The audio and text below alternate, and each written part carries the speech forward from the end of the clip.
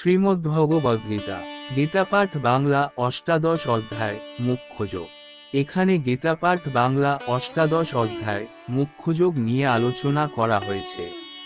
গীতার এই অধ্যায়ে ভগবান শ্রীকৃষ্ণ অর্জুনকে মুখ্যযোগের বিষয়ে অবগত করিয়েছেন।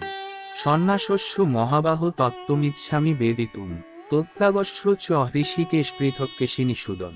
অর্জুন বললেন, হে মহাবাহ, হে হৃষিকেশ, হে কেশিনিষূদন, আমি সন্ন্যাস ও ত্যাগের তত্ত্ব পৃথকভাবে জানতে ইচ্ছা করি। পরমেশ্বর ভগবান বললেন, পণ্ডিতগণ কাম্য কর্মসমূহের তত্ত্বাজ্ঞে সন্ন্যাস বলে জানেন এবং বিচক্ষণ ব্যক্তিগণ সমস্ত কর্মফল তত্ত্বাজ্ঞে ত্যাগ বলে থাকেন। এক শ্রেণীর মনীষীগণ বলেন যে কর্ম দোষযুক্ত, সেই হেতু তা পরিত্যাজ্য। অপর এক শ্রেণীর পণ্ডিত যজ্ঞ, দান, তপস্যা প্রভৃতি কর্মকে অত্যাজ্য বলে সিদ্ধান্ত করেছেন। হে ভরত সত্তম, ত্যাগ সম্বন্ধে আমার নিশ্চয় সিদ্ধান্ত শ্রবণ কর। হে পুরুষ ব্যগ্র, শাস্ত্রে ত্যাগ 3 প্রকার বলে কীর্তিত হয়েছে। যজ্ঞ, দান ও তপস্যা ত্যায্য নয়, তা অবশ্যই করা কর্তব্য। যজ্ঞ, দান ও তপস্যা মনীষীদের পর্যন্ত পবিত্র করে। হে পার্থ, এই সমস্ত কর্ম আসক্তি ও ফলের আশা পরিত্যাগ করে কর্তব্যবোধে অনুষ্ঠান করা উচিত। ইহাই আমার নিশ্চিত উত্তম অভিমত। কিন্তু নিত্যকর্ম ত্যাগ করা উচিত নয়। মোহবশত তার ত্যাগ হলে তাকে তামসিক ত্যাগ বলা হয়। যিনি নিত্যকর্মকে দুঃখজনক বলে মনে করে দৈহিক ক্লেশের ভয়ে ত্যাগ করেন, তিনি অবশ্যই সেই রাজসিক ত্যাগ করে ত্যাগের ফল লাভ করেন না। হে অর্জুন, আসক্তি ও ফল পরিত্যাগ করে কর্তব্যবোধে যে নিত্যকর্মের অনুষ্ঠান করা হয়, আমার মতে সেই ত্যাগ সাত্ত্বিক। সত্ত্বগুণে আবিষ্ট, মেধাবী ও সমস্ত সংশয় ছিন্ন ত্যাগী অশুভ কর্মে বিদ্বেষ করেন না এবং শুভ কর্মে আসক্ত হন না। অবশ্যই দেহধারী জীবের পক্ষে সমস্ত কর্ম পরিত্যাগ করা সম্ভব নয়, কিন্তু যিনি সমস্ত কর্মফল পরিত্যাগী, তিনিই বাস্তবিক ত্যাগী বলে অভিহিত হন। যারা কর্মফল ত্যাগ করেননি, তাদের পরলোকে অনিষ্ট, ইষ্ট, মিশ্র এই 3 প্রকার কর্মফল ভোগ হয়। কিন্তু সন্ন্যাসীদের কখনো ফলভোগ করতে হয় না। হে মহাবাহ, বেদান্ত শাস্ত্রের সিদ্ধান্তে সমস্ত কর্মের সিদ্ধির উদ্দেশ্যে এই 5টি কারণ নির্দিষ্ট হয়েছে, আমার থেকে তা অবগত হও। অধিষ্ঠান অর্থাৎ দেহ, কর্তা, নানা প্রকার কারণ অর্থাৎ ইন্দ্রিয়সমূহ, বিবিধ প্রচেষ্টা ও দৈব অর্থাৎ পরমাত্মা, এই 5টি হচ্ছে কারণ। শরীর, বাক্য ও মনের দ্বারা মানুষ যে কর্ম আরম্ভ করে, তা ন্যায্যই হোক অথবা অন্যায্যই হোক, এই 5টি তার কারণ। অতএব কর্মের 5টি কারণের কথা বিবেচনা না করে যে নিজেকে কর্তা বলে মনে করে, বুদ্ধির অভাববশ সেই দুর্মতি যথাযথভাবে দর্শন করতে পারে না। যার অহংকারের ভাব নেই এবং যার বুদ্ধি কর্মফলে লিপ্ত হয় না, তিনি এই সমস্ত প্রাণীকে হত্যা করেও হত্যা করেন না এবং হত্যার কর্মফলে আবদ্ধ হন না। ভিডিওটি ভালো লাগলে আমার চ্যানেলটি সাবস্ক্রাইব করবেন। আমি আপনাদের সবাইকে আন্তরিকভাবে অনুরোধ করছি। জ্ঞান, যজ্ঞ ও পরিজ্ঞাতা এই 3টি কর্মের প্রেরণা, করণ, কর্ম ও কর্তা এই 3টি কর্মের আশ্রয়। প্রকৃতির 3টি গুণ অনুসারে জ্ঞান, কর্ম ও কর্তা 3 প্রকার বলে কথিত হয়েছে। সেই সমস্ত যথাযথ রূপে শ্রবণ কর। যে জ্ঞানের দ্বারা সমস্ত প্রাণীতে এক অবিভক্ত চিন্ম ভাব দর্শন হয়, অনেক জীব পরস্পর ভিন্ন হলেও চিন্ম সত্তায় তারা এক, সেই জ্ঞানকে সাত্ত্বিক বলে জানবে। যে জ্ঞানের দ্বারা সমস্ত প্রাণীতে ভিন্ন ভিন্ন ধরনের আত্মা অবস্থিত বলে পৃথকরূপে দর্শন হয়, সেই জ্ঞানকে রাজসিক বলে জানবে। আর যে জ্ঞানের দ্বারা প্রকৃত তত্ত্ব অবগত না হয়ে কোন একটি বিশেষ কার্যে পরিপূর্ণের ন্যায় আসক্তির উদয় হয়, সেই তুচ্ছ জ্ঞানকে তামসিক জ্ঞান বলে কথিত হয়। ফলের কামনাশূন্য ও আসক্তি রহিত হয়ে রাগ ও দ্বেষ বর্জনপূর্বক যে নিত্যকর্ম অনুষ্ঠিত হয়, তাকে সাত্ত্বিক কর্ম বলা হয়। কিন্তু ফলের আকাঙ্ক্ষাযুক্ত ও অহংকারযুক্ত হয়ে বহু কষ্টসাধ্য করে যে কর্মের অনুষ্ঠান হয়, সেই কর্ম রাজসিক বলে অভিহিত হয়। ভাবী বন্ধন, ধর্ম জ্ঞানাদির ক্ষয়, হিংসা এবং নিজ সামর্থ্যের পরিণতির কথা বিবেচনা না করে মোহবশত যে কর্ম অনুষ্ঠিত হয়, তাকে তামসিক কর্ম বলা হয়। সমস্ত জড় আসক্তি থেকে মুক্ত, অহংকার শূন্য, ধৃতি ও উৎসাহ সমন্বিত এবং সিদ্ধি ও অসিদ্ধিতে নির্বিকার এরূপ কর্তাকেই সাত্ত্বিক বলা হয়। কর্মাসক্ত, কর্মফলে আকাঙ্ক্ষী, লোভী, হিংসাপ্রিয়, অশুচি, হর্ষ ও শোকযুক্ত যে কর্তা, সে রাজসিক কর্তা বলে কথিত হয়। অনুচিত কার্যপ্রিয়, জড় চেষ্টাযুক্ত, অনম্র, শঠ, অন্যের অবমাননাকারী, অলস, বিষাদযুক্ত ও দীর্ঘসূত্রী যে কর্তা, তাকে তামসিক কর্তা বলা হয়। হে ধনঞ্জয়, জোড়া প্রকৃতির ত্রিগুণ অনুসারে বুদ্ধির ও ধৃতির যে ত্রিবিধ ভেদ আছে, তা আমি বিস্তারিতভাবে ও পৃথকভাবে বলছি, তুমি শ্রবণ কর। হে পার্থ, যে বুদ্ধির দ্বারা প্রবৃত্তি ও নিবৃত্তি, কার্য ও অকার্য, ভয় ও অভয়, বন্ধন ও মুক্তি এই সকলের পার্থক্য জানতে পারা যায়, সেই বুদ্ধি সাত্ত্বিকী। যে বুদ্ধির দ্বারা ধর্ম ও অধর্ম, কার্য ও অকার্য আদির পার্থক্য অসম্যক রূপে জানতে পারা যায়, সেই বুদ্ধি রাজসিকী। হে পার্থ, যে বুদ্ধি অধর্মকে ধর্ম এবং সমস্ত বস্তুকে বিপরীত বলে মনে করে, তমসাবৃত, সেই বুদ্ধি তামসিকী। হে পার্থ, যে অব্যভিচারিণী ধৃতি যোগ অভ্যাস দ্বারা মন, প্রাণ ও ইন্দ্রিয়ের ক্রিয়াস্থলকে ধারণ করে, সেই ধৃতি সাত্ত্বিকী। হে অর্জুন, হে পার্থ, যে ধৃতি ফলাকাঙ্ক্ষার সহিত ধর্ম, অর্থ ও কামকে ধারণ করে, সেই ধৃতি রাজসী। হে পার্থ, যে ধৃতি স্বপ্ন, ভয়, শোক, বিষাদ, মদ আদিকে ত্যাগ করে না, সেই বুদ্ধিহীনা ধৃতি তামসী। হে ভোরতর্ষব, এখন তুমি আমার কাছে ত্রিবিধ সুখের বিষয় শ্রবণ কর। বদ্ধজীব পুনঃ পুনঃ অভ্যাসের দ্বারা সেই সুখে রমণ করে এবং যার দ্বারা সমস্ত দুঃখের অন্তলাভ করে থাকে। যে সুখ প্রথমে বিষের মতো কিন্তু পরিণামে অমৃততুল্য এবং আত্মনিষ্ঠ বুদ্ধির নির্মলতা থেকে যাক, সেই সুখ সাত্ত্বিক বলে কথিত হয়। বিষয় ও ইন্দ্রিয়ের সংযোগের ফলে যে সুখ প্রথমে অমৃতের মতো এবং পরিণামে বিষের মতো অনুভূত হয়, সেই সুখকে রাজসিক বলে কথিত হয়। ভিডিওটি ভালো লাগলে আমার চ্যানেলটি সাবস্ক্রাইব করবেন।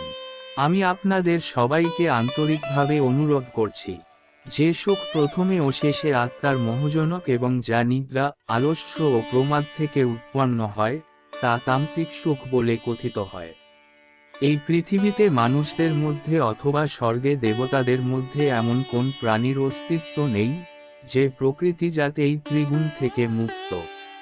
হে পরন্তপ, স্বভাবজাত গুণ অনুসারে ব্রাহ্মণ, ক্ষত্রিয়, বৈশ্য ও শূদ্রদের কর্মসমূহ বিভক্ত হয়েছে। সোম, দম, তপ, শৌচ, শান্তি, সরলতা, জ্ঞান, বিজ্ঞান ও আস্তিক্য এগুলি ব্রাহ্মণদের স্বভাবজাত কর্ম। শৌর্য, তেজ, ধৃতি, দক্ষতা, যুদ্ধে অপলায়ন, দান ও শাসন ক্ষমতা এগুলি ক্ষত্রিয়ের স্বভাবজাত কর্ম।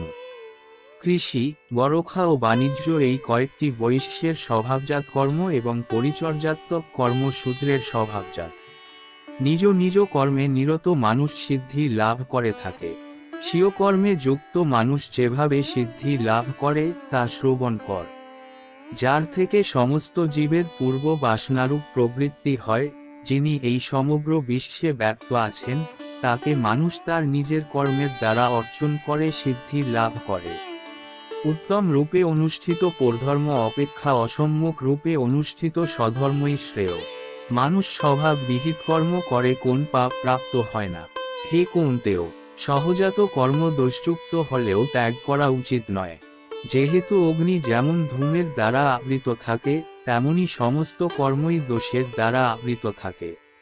জড় বিষয়ে আসক্তিশূন্য বুদ্ধি, সংযত চিত্ত ও ভোগস্পৃহাশূন্য ব্যক্তি স্বরূপত কর্ম ত্যাগপূর্বক নৈষ্কর্মরূপ পরম সিদ্ধি লাভ করেন। হে কৌন্তেয়, নৈষ্কর্ম সিদ্ধি লাভ করে জীব যেভাবে জ্ঞানের পরা নিষ্ঠারূপ ব্রহ্মকে লাভ করেন, তা আমার কাছে সংক্ষেপে শ্রবণ কর। বিশুদ্ধ বুদ্ধিযুক্ত হয়ে মনকে ধৃতির দ্বারা নিয়ন্ত্রিত করে, শব্দ আদি ইন্দ্রিয় বিষয়সমূহ পরিত্যাগ করে, রাগ দ্বেষ বর্জন করে, নির্জন স্থানে বাস করে, অল্প আহার করে, দেহ, মন ও বাক সংযত করে, সর্বদা ধ্যানযোগে যুক্ত হয়ে বৈরাগ্য আশ্রয় করে, অহংকার, বল, দর্প, কাম, ক্রোধ, পরিগ্রহ থেকে সম্পূর্ণরূপে মুক্ত হয়ে মমত্ব বোধশূন্য শান্ত পুরুষ রুক্ষ অনুভবে সমর্থ হন। ব্রহ্মভাব প্রাপ্ত প্রসন্নচিত্ত ব্যক্তি কোন কিছুর জন্য শোক করেন না বা আকাঙ্ক্ষা করেন না। তিনি সমস্ত প্রাণীর প্রতি সমদর্শী হয়ে আমার পরাভক্তি লাভ করেন। ভক্তির দ্বারা কেবল স্বরূপত আমি যে রকম হই সেরূপে আমাকে কেউ তত্ত্বত জানতে পারেন। এই প্রকার ভক্তির দ্বারা আমাকে তত্ত্বত জেনে তারপরে তিনি আমার ধামে প্রবেশ করতে পারেন। আমার শুদ্ধ ভক্ত সর্বদা সমস্ত কর্ম করেও আমার প্রসাদে নিত্য অব্যয় ধাম লাভ করেন। তুমি বুদ্ধির দ্বারা সমস্ত কর্ম আমাতে অর্পণ করে মতপরায়ণ হয়ে বুদ্ধযোগের আশ্রয় গ্রহণপূর্বক সর্বদাই মদ্গতচিত্ত হও। এভাবেই মদ্গতচিত্ত হলে তুমি আমার প্রসাদে সমস্ত প্রতিবন্ধক থেকে উত্তীর্ণ হবে। কিন্তু তুমি যদি অহংকার বশত আমার কথা না শোন তাহলে বিনষ্ট হবে। ভিডিওটি ভালো লাগলে আমার চ্যানেলটি সাবস্ক্রাইব করবেন। আমি আপনাদের সবাইকে আন্তরিকভাবে অনুরোধ করছি, যদি অহংকারকে আশ্রয় করে যুদ্ধ করব না এরূপ মনে কর তাহলে তোমার সংকল্প মিথ্যাই হবে। কারণ তোমার প্রকৃতি তোমাকে যুদ্ধে প্রবৃত্ত করবে।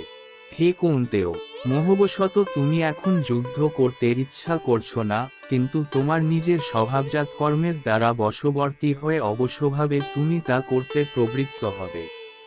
হে অর্জুন, পরমেশ্বর ভগবান সমস্ত জীবের হৃদয়ে অবস্থান করছেন এবং সমস্ত জীবকে দেহরূপ যন্ত্রে আরোহণ করিয়ে মায়ার দ্বারা ভ্রমণ করান।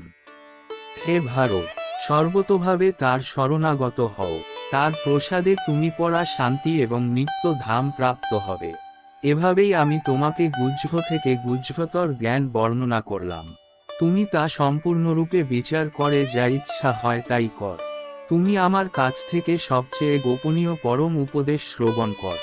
যেহেতু তুমি আমার অতিশয় প্রিয়, সেই হেতু তোমার হিতের জন্যই আমি বলছি। তুমি আমাকে চিত্ত অর্পণ কর, আমার ভক্ত হও, আমার পূজা কর এবং আমাকে নমস্কার কর। তাহলে তুমি আমার অত্যন্ত প্রিয় হবে। সর্বপ্রকার ধর্ম পরিত্যাগ করে কেবল আমার শরণাগত হও। আমি তোমাকে সমস্ত পাপ থেকে মুক্ত করব। তুমি শোক করো না। যারা সংযমহীন, অভক্ত, পরিচর্যাহীন এবং আমার প্রতি বিদ্বেষ ভাবাপন্ন, তাদেরকে কখনো এই গোপনীয় জ্ঞান বলা উচিত নয়। যিনি আমার ভক্তদের মধ্যে এই পরম গোপনীয় গীতাবাক্য উপদেশ করেন, তিনি অবশ্যই পরাভক্তি লাভ করে নিঃসংশয়ে আমার কাছে ফিরে আসবেন।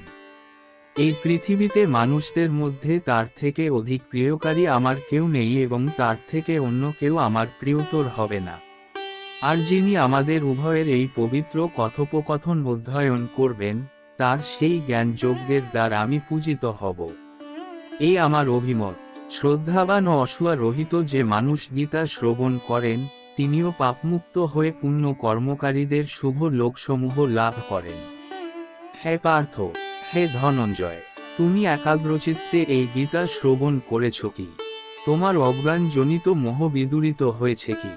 অর্জুন বললেন, হে অচ্যুত, আমার সমস্ত সন্দেহ দূর হয়েছে এবং যথাজ্ঞানে অবস্থিত হয়েছি।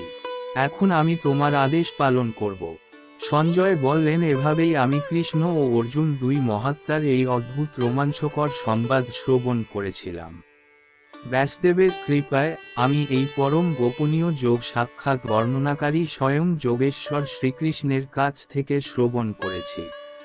হে রাজন, শ্রীকৃষ্ণ ও অর্জুনের এই পুণ্যজনক অদ্ভুত সংবাদ স্মরণ করতে করতে আমি বারংবার রোমাঞ্চিত হচ্ছি।